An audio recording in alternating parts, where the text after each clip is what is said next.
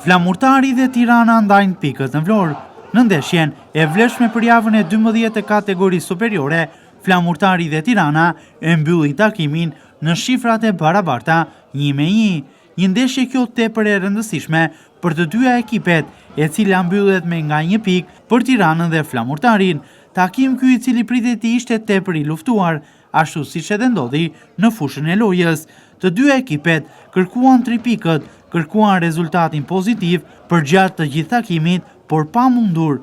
Ekipi i Flamurtarit ishte ai i cili kaloi i pari në avantazh, pas një aksioni nga krau i djathtë i fushës. Mes fushori, Erald Maksuti mori mirë topin, duke finalizuar më pas në mënyrë perfekte. I ftohtë me një goditje të fortë përpara portës, Maksuti kalon në avantazh Flamurtarin.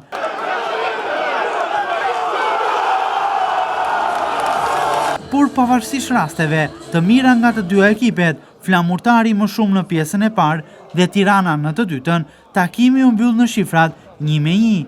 Pas takimit, kanë folur edhe për media trajnerët e të dyja ekipeve. Për trajnerin e Flamurtarit, Francesco Moriero, ky barazim nuk i vlen Flamurtarit. Moriero thos se skuadra e nisi mirë lojën, në pjesën e parë luftuan, por më pas ekipit i shtruan energjit. Sipas tij, në këtë takim dikuan edhe dëmtimet e lojtarëve, por edhe lojtarët të cilët munguan pasi ishin të grumbulluar me kombëtaret respektive. Trajneri i ekipit kuqezi, pavarësisht barazimit, thos se ekipi vlonjat po përmirësohet në kondicion. Përgatitja sipas tij vazhdon, pasi kampionati është i gjatë dhe Flamurtarin e presin të tjera sfida vendimtare dhe tepër të vështira. No, che non serve un pareggio, questo è normale. Që nuk na leverdis një barazim, kjo është normale. Che abbiamo fatto un ottimo primo tempo. Bëm një pjesë të parë shumë të mirë. Dopo durante la partita sono calate le forze. Gjatë ndeshjes na ran forcat. Bisogna dimenticare, non lo diciamo mai, che mancano tanti giocatori. Duhet të themi që na mungojnë shumë lojtarë. Abbiamo degli infortunati, gente che comunque è arrivata ieri sera dalla nazionale. Lojtarë të dëmtuar, lojtarë që kanë ardhur dje ndar nga kombëtarja. E comunque non abbiamo perso assolutamente. Volevamo questa vittoria, non ci si è riusciti, però andiamo avanti. Nuk humbëm, ne deshim të fitoren, nuk ja dolëm, vazhdojmë përpara. Sono calate le forze perché Todorowsky comunque era tanto che non si allenava. Ran forza, sepse Todorowsky kishte kohë që nuk stërvitej dhe nuk loste. Traci veniva anche da un infortunio, Diawara comunque sia e Morata un pochettino sono calati. Traci vinte në një dëmtim, Morata Diawara ran pak fizikisht. Quindi ho deciso comunque di mettere dei giocatori per cercare anche di non perdere assolutamente, perché era ridicolo perdere oggi. Vendosa të fuse disa lojtarë që nuk desha të humbisin, se do ishte keq harake po të humbisim sot. Però andiamo avanti. Vazhdojmë përpara. Il campionato è ancora lungo. Campionati është akoma i La gjatë. squadra sta crescendo, dobbiamo migliorare. Ekipi po rritet, duhet të përmirësojmë, atëherë duhet të bëjmë pikë.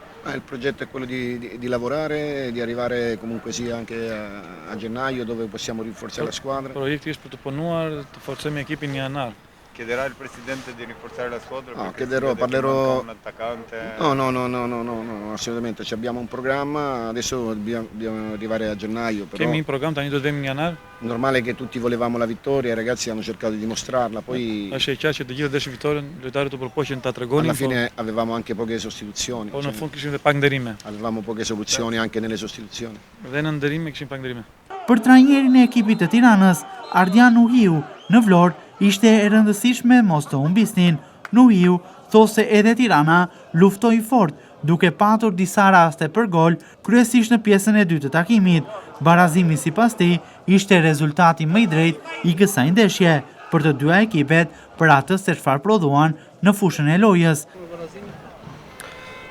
Në fakt ishte e rëndësishme për skuadrën mos të humbin, sepse normalisht skuadra ka qenë ngarkuar në aspektin psikologjik. Më pëlqej skuadra mënyrën se si luftoi ndeshjen, më pëlqej karakteri i tyre që nuk u dorëzuan në asnjë moment. Mendoj që rezultati i drejtë për shkak që edhe kundërshtari kishte rastet e veta, por gjithashtu edhe ne pjesën e parë, domethënë krijuam raste, por nuk arritëm të realizojmë. Pa diskutim, kjo pikë besoj që në aspektin psikologjik ngrit grupin, ngrit skuadrën. Neve na ngelet të punojmë, të shohim përpara. Personalisht sot më ka kënaqur skuadra, mënyrën si ka treguar grind, theksova edhe më herët karakteri i tyre, lufta, besoj që në këtë formë do të përmirësohemi edhe më tepër. Javën e ardhshme, në javën e 13 e kategorisë superiore, flamurtarin e pret një tjetër ndeshje e vështirë, por tepër deshizive. Të shtunën, më 16:30, ekipi vlonjat pret në shtëpi Vorën e kryeqytetit, në një ndeshje e cila pritet jetë e luftuar nga të dyja ekipet, të cilat momentalisht janë të hetura për 3 pikët.